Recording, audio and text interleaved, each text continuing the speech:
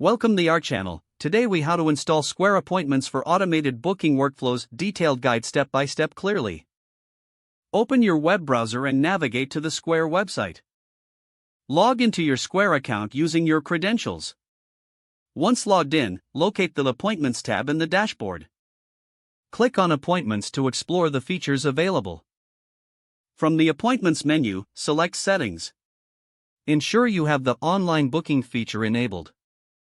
If you haven't done so already, follow the prompts to set up your online booking page. Fill in your business details such as name, location, and services offered. Set your availability by choosing the days and times you are open for appointments. Save your changes to confirm your availability settings.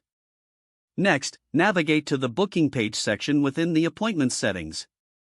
Customize your booking page by adding logos or changing colors to align with your brand.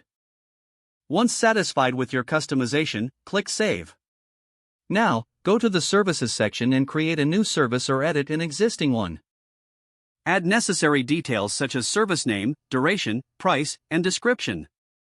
Check the box for Allow online booking for this service.